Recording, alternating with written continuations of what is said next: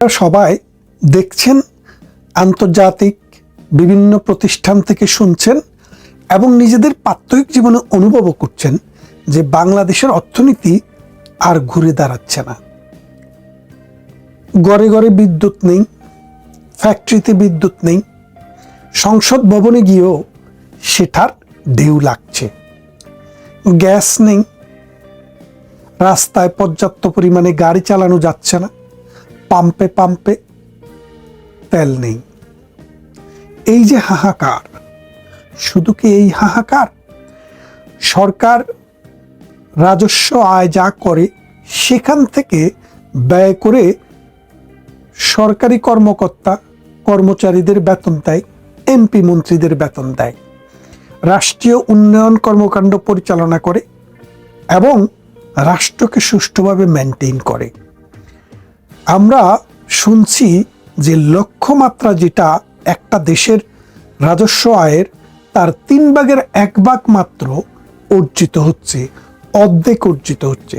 তাহলে আমরা যে গত 10 বছর টানা 6 থেকে 7-এর মধ্যে আমাদের অর্থনীতির যে প্রবৃদ্ধিটা ছিল, এই প্রবৃদ্ধিটা ডক্টর ইউনূসের আমলে এসে 3.5 হয়ে গেছে, অর্থাৎ 3.5, অর্ধেক নেমে গেছে। এখন একটি নির্বাচিত সরকার ক্ষমতায়, যদিও নির্বাচনটি নিয়ে অনেক প্রশ্নবোধক চিহ্ন আছে, এটা মেটিকুলাস ডিজাইনের নির্বাচন, সেদিকে গেলাম না, সেটা ভিন্ন একটা আলোচনা। কিন্তু আপাত দৃষ্টিতে একটি নির্বাচন হয়েছে, সেই নির্বাচনের মাধ্যমে ভূমিধস বিজয়ের মাধ্যমে একটি দল ক্ষমতায় এসছে। অবশ্য ভূমিধস বলবো কি করে, যাদের সাথে এই নির্বাচনে প্রতিদ্বন্দ্বিতা হওয়ার কথা ছিল, বাংলাদেশ আওয়ামী লীগ, তারা নির্বাচনেই ছিল না। কারণ যারা নির্বাচন করছেন তারা জানতেন আওয়ামী লীগ থাকলে তাদের পক্ষে জিতাটা সম্ভব নাও হতে পারে। তাই ডক্টর ইউনূসকে ব্যবহার করে তারা আওয়ামী লীগকে ব্যান করে রেখেছেন। আওয়ামী লীগকে ব্যান করার জন্য এই ডক্টর ইউনূসের পালা কুত্তাদেরকে ব্যবহার করেছে। এই পালা কুত্তারা গিয়ে ডক্টর ইউনূসের কাছে দাবি দিয়েছে, আর সেই দাবিতে ডক্টর ইউনূস সায় দিয়েছে। পিছনের শক্তি ছিল বিএনপি। কিভাবে বুঝবেন এইভাবে যে ডক্টর ইউনূসের যে সময়ে বাংলাদেশে পার্লামেন্ট ছিল না। নিয়ম হচ্ছে, যদি কোনো দেশে কোনো একটা বিশেষ সময়ে পার্লামেন্ট না থাকে, অথবা পার্লামেন্ট থাকলেও পার্লামেন্ট অধিবেশনে নাই, সেই রকম সময়ে জরুরি কোনো প্রয়োজনে, রাষ্ট্রের প্রয়োজনে কোনো আইন করতে হয়, তখন অর্ডিন্যান্স জারি করা হয় প্রেসিডেন্টকে দিয়ে। আর প্রেসিডেন্টের এই অর্ডিন্যান্সটা কার্যকর থাকে সংসদ যখন কার্যকর হয়, অর্থাৎ সংসদ যখন আবার সেশনে ফিরে বা সংসদ যখন কাজ শুরু করে, সেই কাজ শুরু করার মধ্যে 60 দিন পর্যন্ত থাকে, 60 কার্য দিবস। এই 60 কার্য দিবসের মধ্যে প্রেসিডেন্টের অর্ডিন্যান্সটিকে যদি রাষ্ট্র পার্লামেন্টের মাধ্যমে আইনে পরিণত না করে, তাহলে সেটি বাতিল হয়ে যায়। তাহলে ডক্টর ইউনূস যে আইন করেছিল, অর্থাৎ বাংলাদেশ ছাত্রলীগকে ব্যান করে এবং বাংলাদেশ আওয়ামী লীগের কার্যক্রম নিষিদ্ধ করে যে অর্ডিন্যান্সটি করেছিল, সেই অর্ডিন্যান্সটি তারেক জিয়ার পার্লামেন্টের প্রথম দিন হইতে 60 দিনের মধ্যে যদি তিনি পাশ না করাতেন, তাহলে সেটি অটোমেটিক বাতিল হয়ে যেত এবং আওয়ামী লীগ আর নিষিদ্ধ সংগঠনের তকমা পেত না, অর্থাৎ নিষিদ্ধ কার্যক্রম, নিষিদ্ধতার তকমাটা পেত না। তারেক জিয়া এসে কি করলেন, সেটাকে ওই 60 দিন যাওয়ার আগেই পাশ করিয়ে দিলেন। তার মানে সেটি আইনে পরিণত হলো। তাহলে এখন বোঝেন যে তারেক জিয়া এখন তার পার্লামেন্টের 200 আসনের উপরে 213 থেকে 14টি আসন আছে। সেই জায়গায় তাদেরকে যদি তিনি পাশ না করাতেন, তাহলে কিন্তু এটা আইন হতো না। তিনি পাশ করিয়ে দিয়েছেন, তার মানে হচ্ছে এটা যখন করা হয় তখনও তার সমর্থন ছিল। সেই জন্য বলছি, তারেক জিয়া অথবা জামাতে ইসলামী তারা জেনেছেন, বুঝতে পেরেছেন যে আওয়ামী লীগের মতো গণভিত্তিক মানুষের ভালোবাসার এবং সাংগঠনিক কাঠামোতে শক্তিশালী একটা দল যদি রাস্তায়, ক্ষমতায় এবং নির্বাচনে থাকে, তাহলে তাদের পক্ষে ক্ষমতার মসনদে বসা সম্ভব না। সেই জন্যই এই ঘটনাটি তারা করেছে। এখন ক্ষমতায় বসার পর কোনোভাবেই তিনি রাজস্ব আদায় বৃদ্ধি করতে পারছেন না, ব্যাংকে টাকার প্রবাহ আনতে পারছেন না, অর্থনীতিকে সচল করতে পারছেন না। প্রতিদিনে অর্থনীতি আস্তে আস্তে নিচের দিকে নেমে যাচ্ছে এবং মানুষের যে কর্মসংস্থান, সেই কর্মসংস্থানেরও ব্যবস্থা হচ্ছে না। কেন কর্মসংস্থানের ব্যবস্থা হচ্ছে না? এক কথায় যদি বলি, কর্মসংস্থান এবং অর্থনৈতিক উন্নয়ন এবং প্রবৃদ্ধি বৃদ্ধি করতে হলে আওয়ামী লীগকে লাগবে। আওয়ামী লীগ যদি মাঠে সক্রিয় না হয়, আওয়ামী লীগের মানুষ যদি স্বাচ্ছন্দ্যে না থাকে, আওয়ামী লীগের মানুষ যদি বিনিয়োগ না করে এবং অর্থনৈতিক গতিধারায় তারা যদি ফিরে না আসে, তাহলে বাংলাদেশে অর্থনীতি তারেক জিয়ার পক্ষে, ডক্টর ইউনূসের পক্ষে অথবা জামাতের পক্ষে কোনোভাবেই সুষ্ঠু এবং সচল করা সম্ভব না। কেন সম্ভব না? দেখেন, এই পৃথিবীতে সব মানুষ কিন্তু উদ্যোক্তা না, এন্টারপ্রেনর না। এই পৃথিবীর সব মানুষ কিন্তু টাকাওয়ালা না। একটা সমাজে একটা এলিট শ্রেণী থাকে এবং একটা উদ্যোক্তা শ্রেণী থাকে। এই শ্রেণী উন্নয়নের চাবিকাঠি। কিভাবে চাবিকাঠি? তারা বিনিয়োগ করে, সেই বিনিয়োগে 10টা কাজ সৃষ্টি হয়, 10 জন মানুষ কাজ করে, 10টা ফ্যামিলির জীবন পরিবর্তন হয়। এবং মেইল, কারখানা, ইন্ডাস্ট্রি এবং শ্রমিক তাদের সাথে একটা গুরুত্বপূর্ণ সম্পর্ক বজায় রাখে। ডক্টর ইউনূসের সরকার ক্ষমতা আসার পর যারা এমপি ছিল, আওয়ামী লীগের মন্ত্রী ছিল, অথবা এর আগের পর্যায়ে মন্ত্রী এমপি ছিল, আওয়ামী লীগের নেতা ছিল, বিভিন্ন জায়গার প্রতিষ্ঠিত মানুষ ছিল, ইন্ডাস্ট্রিয়ালিস্ট ছিল, তাদেরকে কাউকে হত্যা করা হয়েছে, কাউকে শত শত মামলা দিয়ে দেশ থেকে তাড়িয়ে দেওয়া হয়েছে, কাউকে জেলখানার অন্ধ প্রকোষ্ঠে রাখা হয়েছে। এর ফলে এই পরিবারগুলো, এই এলিট শ্রেণী, এই শাসক শ্রেণী, এই অর্থনৈতিকভাবে যারা কেপাবল, সেই শ্রেণীটা এখন নিজের জীবন নিয়েই মামলার পিছনে দৌড়াতে দৌড়াতে শেষ হয়ে যাচ্ছে। তাহলে তারা কি করে ইনভেস্ট করবে? তারা কি করে তার কারখানার 10 জনের জায়গায় 15 জন শ্রমিক নিয়োগ করবে? তারা কি করে নতুন নতুন প্রজেক্ট করবে? তারা তো এখন মামলা নিয়ে দৌড়াতে দৌড়াতেই তাদের জীবন শেষ। তাহলে বোঝেন, বাংলাদেশের যে 18 কোটি মানুষ, এই 18 কোটি মানুষের মধ্যে যারা রাষ্ট্র পরিচালনা করে, যারা রাষ্ট্রে বিনিয়োগ করে, যারা কর্মসংস্থান সৃষ্টি করে, যারা সেলফ এমপ্লয়েড হিসেবে মানি রোলিং করে, যারা ব্যাংক, বিমা, বাণিজ্য এগুলাকে নিয়ন্ত্রণ করে, কর্পোরেশনগুলোকে যারা ওন করে, মালিকানা যারা হোল্ড করে, তাদের পরিমাণ, তাদের সংখ্যা কিন্তু আপনাকে দেখতে হবে লাখে, কোটিতে না, মিলিয়নেও না। তাহলে কয়েক লক্ষ মানুষ মাত্র এই শ্রেণীভুক্ত। এখন এই শ্রেণীর মানুষরা যখন নিজের জীবন নিয়েই পলাতক অবস্থায় দিনাতিপাত করছে, তাদের পক্ষে কোনোভাবেই অর্থনীতিকে চাঙ্গা করার জন্য, অর্থনীতিকে আরো উন্নত করার জন্য, নিজের জীবনকে আরো সমৃদ্ধ করার জন্য, নিজের সম্পদ বৃদ্ধি করার জন্য কোনো ধরনের কর্মকাণ্ডে তারা আর নেই। এর ফলে কি হলো যে অর্থনীতিতে একটা স্থবির অবস্থা বিরাজ করছে। এখন নতুন কুতুব যারা এসছে, এই বিএনপি জামাতের হাত ধরে যেই কুতুবেরা এখন এসছে, এই কুতুবেরা অর্থনীতিতে সমৃদ্ধশালী হতে এবং ক্ষমতার চাকায় এসে টাকা জেনারেট করতে, কর্মসংস্থান সৃষ্টি করতে অনেক সময় লাগবে। কারণ বাংলাদেশে যদি আপনি পরিসংখ্যান দেখেন, সরকারি চাকরিজীবী মানুষের সংখ্যা হচ্ছে মাত্র 10 থেকে 15%, আর বাকি 85% মানুষ ব্যক্তি উদ্যোগ, ব্যক্তি মালিকানা, বেসরকারি, এনজিও, ওই রকম প্রতিষ্ঠানের মাধ্যমে তাদের জীবিকা এবং কর্মসংস্থানকে চালায় এবং ব্যবসার মাধ্যমে চালায়। এখন ওই শ্রেণীটা পৃথিবীর সব দেশেই, যেমন মনে করেন যে lotus Kamal, lotus group of industries, তার ওখানে হাজার হাজার মানুষ কাজ করত। এখন এই হাজার হাজার মানুষের মধ্যে অসংখ্য মানুষের চাকরি চলে গেছে, কারণ তার অনেকগুলা প্রজেক্ট বন্ধ হয়ে গেছে। দেখেন আপনি নূর আলীর অনেকগুলা প্রজেক্ট বন্ধ হয়ে গেছে। আপনি দেখেন যে আমাদের Beximco group of industries limited, Shahin পুকুরস holdings limited, S Alam group limited, তারপরে আখতারুজ্জামান বাবুর গ্রুপ লিমিটেড, এই যে গ্রুপ লিমিটেড বলছি, এদের অনেকেই পলাতক, এদের অনেকের অসংখ্য সম্পদ জব্দ করা হয়েছে, এদের অনেকেরই শিল্প প্রতিষ্ঠান বন্ধ। Gazi group of industries limited, আপনি জানেন গাজী বাংলাদেশে এই যে ট্যাঙ্ক, পানির ট্যাঙ্ক প্লাস্টিকের একটা বিপ্লব ঘটিয়েছিল। তার কারখানাটিকে কিভাবে পোড়ানো হয়েছে আপনারা দেখেছেন। তো আমি যাদের নাম বলছি, এটা তো কয়েকজনের নাম মাত্র বলছি। এইরকম শত শত হাজার হাজার মানুষ, কেউ মামলায়, কেউ হামলায়, কেউ সন্ত্রাসে, কেউ মবে, আক্রান্ত হয়ে ব্যবসা বাণিজ্য অর্থনৈতিক কর্মকাণ্ড থেকে নিজেকে গুটিয়ে রেখেছে।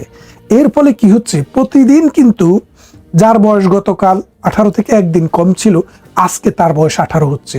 এরকম প্রতিদিন কর্মক্ষেত্রে অর্থাৎ আমাদের শ্রমবাজারে নতুন নতুন শ্রমিক যুক্ত হচ্ছে।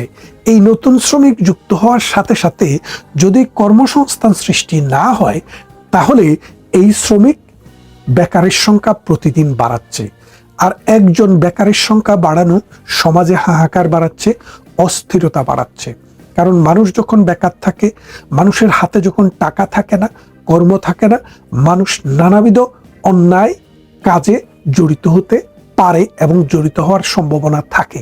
তরুণরা বিপদগামী হয়, তারা জঙ্গি হয়, তারা রাষ্ট্রবিরোধী হয়, তারা চুরি করতে পারে, ডাকাতি করতে পারে। তারা, সোজা কথা হচ্ছে, অলস মস্তিষ্ক শয়তানের কারখানা। এই কারখানা থেকে তাদেরকে বাঁচানোর পথ তাদের হাতে কাজ তুলে দেওয়া, কর্মসংস্থান সৃষ্টি করা, অর্থনৈতিক যে কর্মকাণ্ড সেটাতে তাদেরকে নিয়ে আসা। আজকের দিনে আমরা কি দেখছি, এই সরকার এখনো বিনা বিচারে প্রধান বিচারপতি, প্রধান নির্বাচন কমিশন সহ অসংখ্য মানুষকে জেলের প্রকোষ্ঠে বেঁধে রেখেছে। প্রধান বিচারপতির বিরুদ্ধে খুনের মামলা, যিনি হাঁটতেও পারেন না, লালবাগে গিয়ে তিনি খুন করে এসছেন, তার বিরুদ্ধে মামলা, সেই মামলাটিতেও তাকে জামিন দেওয়া হয় না।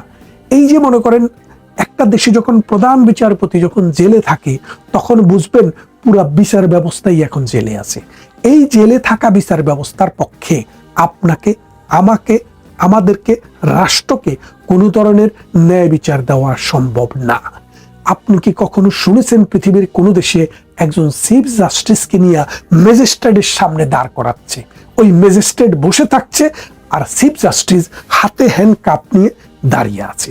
এই যে লজ্জা, এই যে অপমান, এই যে রাষ্ট্র ব্যবস্থা হাজার হাজার বছর ধরে তৈরি হওয়া রাষ্ট্র ব্যবস্থার প্রতি অবজ্ঞা, এটা রাষ্ট্রকে, সমাজকে, অর্থনীতিকে পঙ্গু করে দিচ্ছে।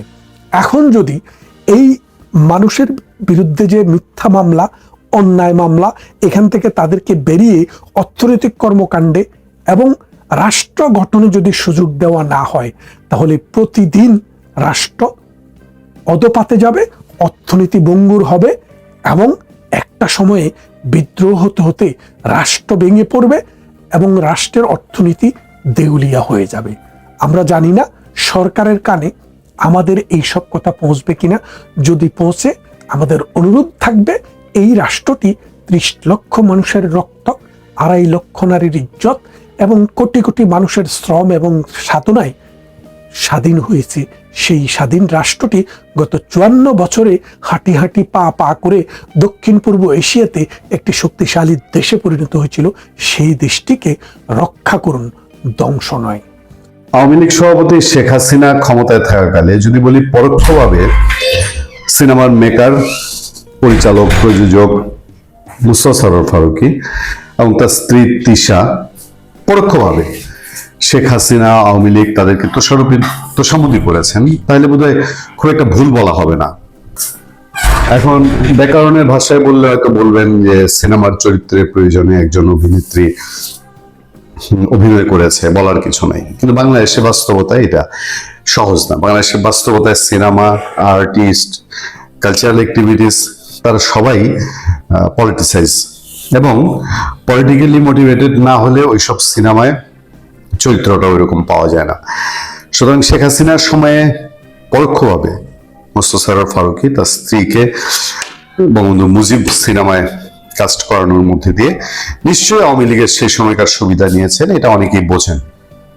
এরপরে আটকা করে তিনি বাংলাদেশের সংস্কৃতি উপদেষ্টা হলেন। সংস্কৃতি উপদেষ্টা হওয়ার পরে এই দেশের সবচেয়ে গর্জিয়াস যে অনুষ্ঠান, সে অনুষ্ঠানটা পহেলা বৈশাখের মঙ্গল শোভাযাত্রাকে তার উপরে তিনি ছুরি চালালেন। এবং তার চেয়ে বড় আর ফেসিবাদ বিরোধী নায়ক আর হয় না। কথায় কথায় ফেসিবাদকে ঝাড়েন, কথায় কথায় তিনি জুলাই আন্দোলনের বিশাল শরিকদার হয়ে গেছেন এবং ইউনূস সরকার আমলে বহাল তবিয়তে তিনি দায়িত্ব পালন করে গেছেন। তার অধীনেই জুলাই জাদুঘর, এখন পর্যন্ত আমরা যতটুকু জানি, বর্তমান সরকার ক্ষমতায় আসার পরেও জুলাই জাদুঘরের সাথে সে সম্পৃক্ত। কিভাবে সম্পৃক্ত, কোন জাদুতে, আমার এটা জানা নেই। জুলাই স্মৃতি জাদুঘর নামে যে বস্তুটা হচ্ছে, সেই বস্তুটাই তিনি ঘোরাফেরাও করেছেন, পরিদর্শন করেছেন, এরকম শোনা যায়। তাছাড়া বড় আলাপ হলো এই প্রজেক্ট করতে গিয়ে ব্যাপক টাকা পয়সার তসরুপ হয়েছে। এখানে নিয়োগ বাণিজ্য হয়েছে, প্রতিটা নিয়োগে 200-250 লোক নিয়োগে 70-80 হাজার টাকা করে নেওয়া হয়েছে বলে অভিযোগ আছে, এবং এইসব নিয়োগের বিজ্ঞপ্তি প্রকাশের আগেই লোক নেওয়া হয়েছে। সবকিছুই চাটকারিতার মাধ্যমে এবং অবৈধ সুবিধার মাধ্যমে। সেখানে বাউন্ডারিটা করা পর্যন্ত অনিয়ম দুর্নীতির অভিযোগ উঠেছে, এবং অনিয়ম দুর্নীতির অভিযোগ একটা দুটা না, আরো আছে। বিভিন্ন কালচারাল সংগঠনকে অনুদান দেওয়ার ব্যাপারে, সংস্কৃতি মন্ত্রণালয়ের অনুদান দেওয়ার ব্যাপারে মুস্তাফা সরোয়ার ফারুকীর অনিয়ম দুর্নীতির অভিযোগ উঠেছে, পত্রপত্রিকায় রিপোর্ট এসছে, এবং সেগুলো নিয়ে তোলপাড় কম হয়নি। এবার আরেকটা তোপ মেরেছে, একদম ব্রেকিং নিউজ বলতে পারেন, সেটা হচ্ছে দৈনিক মানবজমিন। হেডলাইনটাই শোনেন, একটা মানুষ কিভাবে সম্ভব ডেইলি 56,000 টাকার নাস্তা করে। এটা রাক্ষসের পক্ষেও সম্ভব না। মুস্তাফা সরোয়ার ফারুকী সেই রাক্ষসরূপী হয়ে গিয়েছিলেন কিনা, তার ডেইলি খাবারের বিল, নাস্তার বিল, মূল খাবার জানি না, নাস্তার বিলে নাকি 56,000 টাকা। নাস্তার বিল লাখ টাকা। নিয়োগ বিজ্ঞপ্তির আগেই নেওয়া হয় ভাইবা। এলাহি কারবার ফারুকীর। মানবজমিনের রিপোর্ট। জুলাই গণ অভ্যুত্থান স্মৃতি জাদুঘর নির্মাণ প্রকল্পে এলাহি কারবারে ব্যস্ত ছিলেন সাবেক সংস্কৃতি বিষয়ক উপদেষ্টা মুস্তাফা সরোয়ার ফারুকী। 100 কোটি টাকার এই প্রকল্প এখনো আলোর মুখ দেখেনি। গত বছরের আগস্টে উদ্বোধন করার কথা থাকলেও এখনো সেখানে কাজ চলছে। অন্তর্বর্তী সরকারের শেষ সময়ে নিয়োগ বিজ্ঞপ্তি প্রকাশের আগেই নিয়োগ প্রত্যাশীদের ভাইবা গ্রহণ, নিজে নাস্তা, আপ্যায়নের বিল বাবদ লক্ষাধিক টাকা ব্যয়ের মচ্ছব হয়েছে। যে হোটেল থেকে লাখ টাকার খাবারের বিল করা হয়েছে, তারাও বিলের তথ্য পেয়ে আজব, তাজ্জব।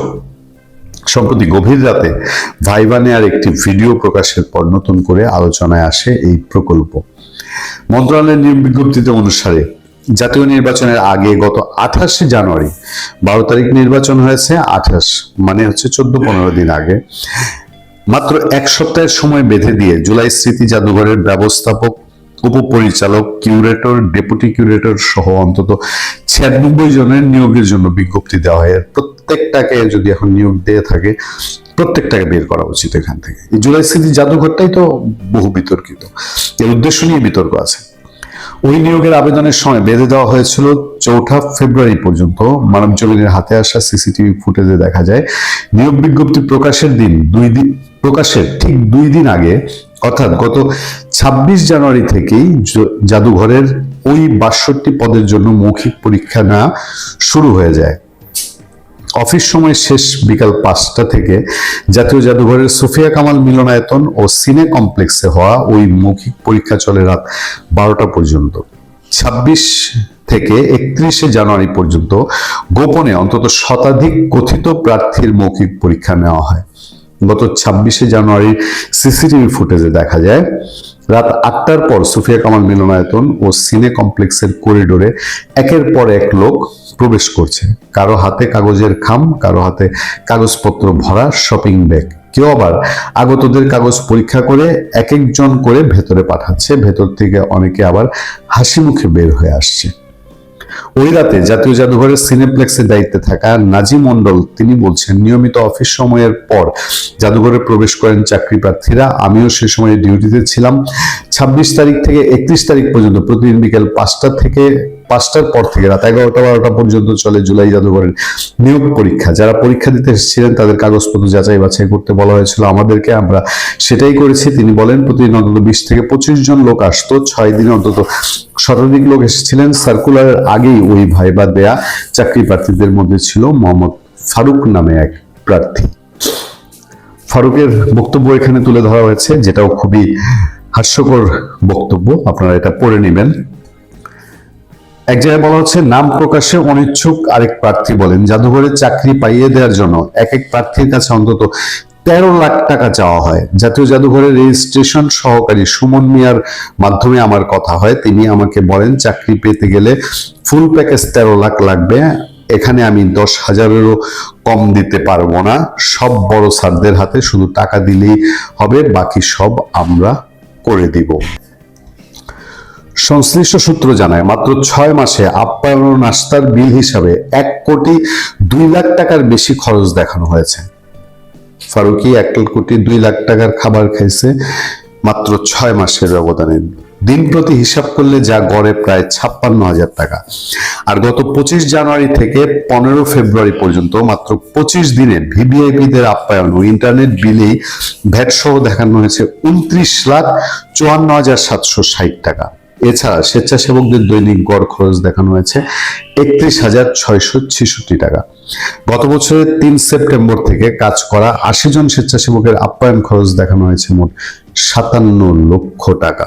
গত 6 October Islamic World Educational Scientific and Cultural Organization মহাপরিচালক ডাক্তার সেলিম এম আল মালিকের একদিনের জাদুঘর পরিদর্শনে আসা আপ্যায়নী বিল তোলা হয়েছে 70,000 টাকা। এর বাইরেও জুলাই স্মৃতি জাদুঘরের অদূরে মোহাম্মদপুরের আড্ডা প্রবর্তনা রেস্টুরেন্ট, যেটা ফরহাদ মাজারের স্ত্রীর, আড্ডা প্রবর্তনা রেস্টুরেন্টের নাম দেখিয়ে বিভিন্ন সভা অনুষ্ঠানের নামে 10,28,515 টাকার বিল করা হয়েছে। বিভিন্ন কর্নার উদ্বোধনের ওই রেস্টুরেন্টের নামে একদিনই নাস্তার বিল করা হয়েছে 1,43,000 টাকা। লাইট লাগানোর খরচ দেখানো হয়েছে 38,02,174 টাকা। আর কিছু কি দর্শক আপনাদের জানার বাকি আছে? আর কিছু শোনার বাকি আছে?